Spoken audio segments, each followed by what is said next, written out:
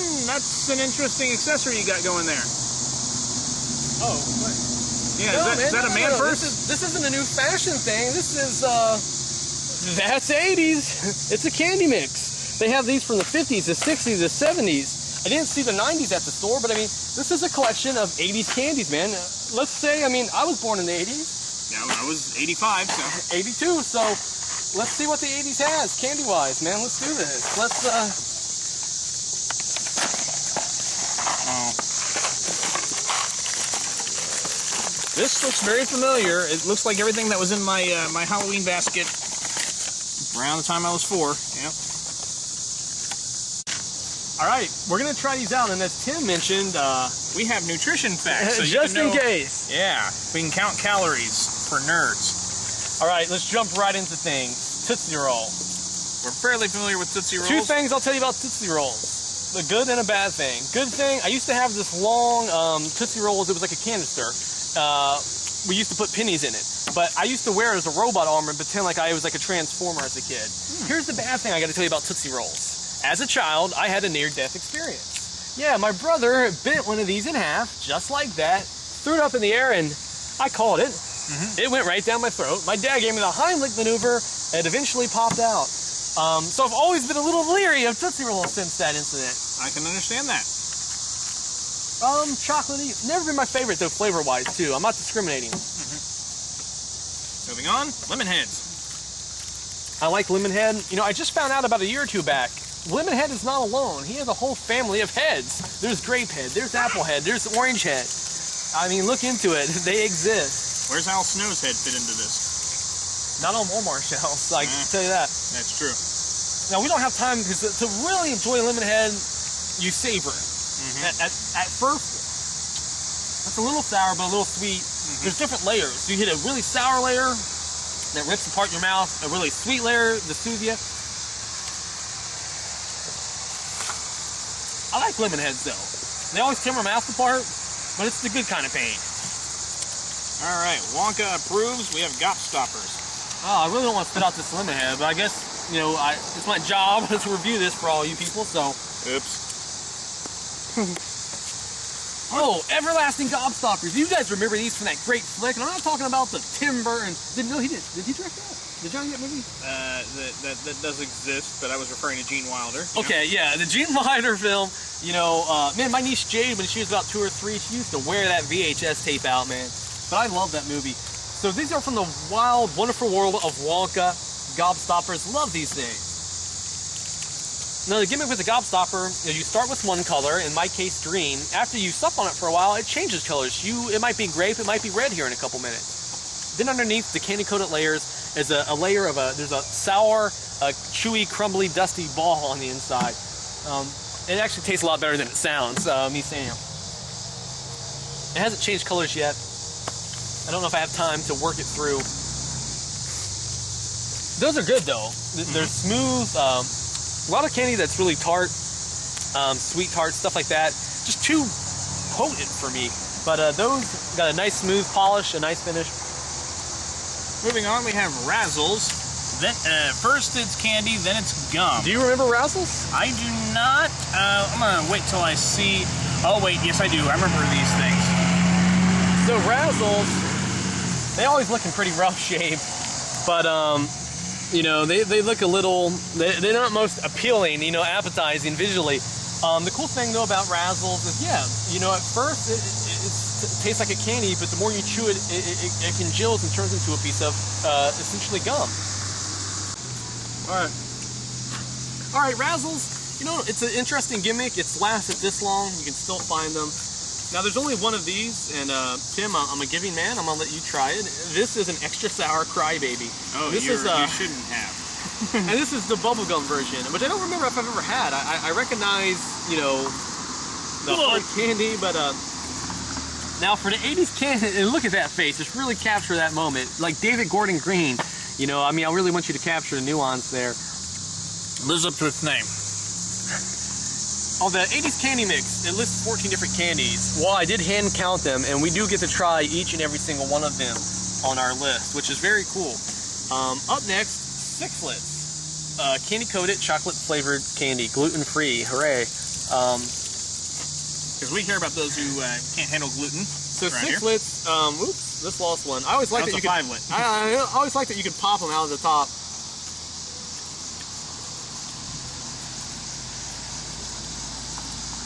Now, this is something I'm not too terribly familiar with. I don't believe I ever had them.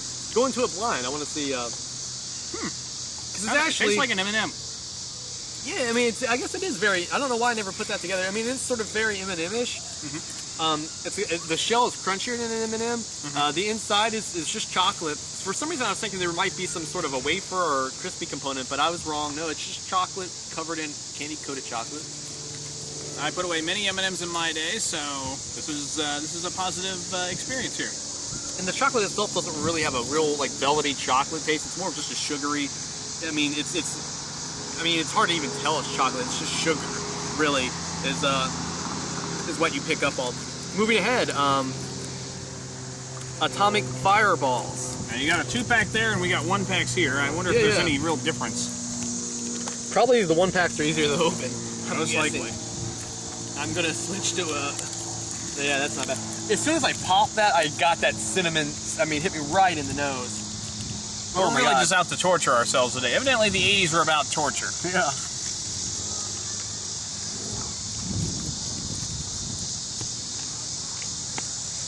So if you could like crystallize like big red gum, that really kind of fiery, cinnamon, kick in the mouth, the teeth.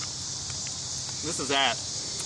I'm finding with mine that if you just suck it, there's not. Sorry, I didn't mean to make a DX pun there.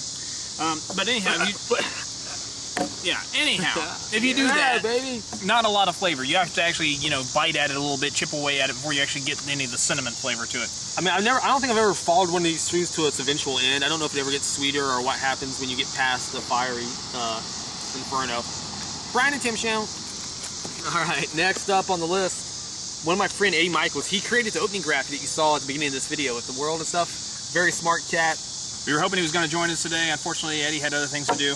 Band responsibilities. He had to make a public appearance at a bonfire. What is that? He's not playing tonight. He's just got to show up. Hey, I'm in this band. Anyway, Eddie, I love you. And I know when I think of this, and forever, if I see Laffy Taffy in a convenience store, I think of Edwin Michaels, my close friend. Oh yeah, you guys have that video I can't remember if it's your personal account or the RTW TV account, but I forgot about that. It's like Doris Stir Chew or some random taffy. That was one of my earliest forays into YouTube video. I'm gonna rip this in half and let you get on it. All right. I mean, it always fit Eddie's personality. He's a very bright, vibrant personality, outspoken, eccentric, and Laffy Taffy. It's brightly colored, it's chewy, it's in your face. He used to get the cherry, if I recall correctly. It's actually a little softer than I'm used to it being.Maybe I just always got stale taffy. I like that. It is a little softer than I was expecting. Moving on, we got 6 more to go, fans. I can just feel my blood sugar flying through. Now, if we were responsible parents, which I'm sure you are with your kids, we'd be telling them 1 per night. The rest save for the next day. But we're not doing that because we're hardcore. We're plowing through. Our stomachs be damned. I thought these were Smarties. These are not. Oh, they're not? Oh. These are Wonka Sweet Tarts. They sure as hell look like Smarties. They're packaged like Smarties. Although I'm not surprised to see Sweet Tarts in an 80s assembly. They certainly belong. I'm gonna go for a red one.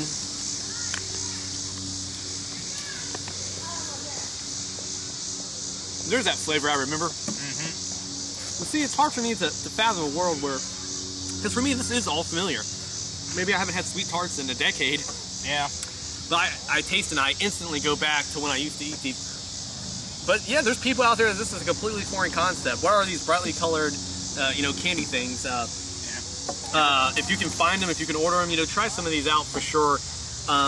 Moving on, Sugar Daddy. I used to like these a lot, actually, as a kid. They also come as Sugar Babies, which is little mini versions. It's basically a milk caramel pop.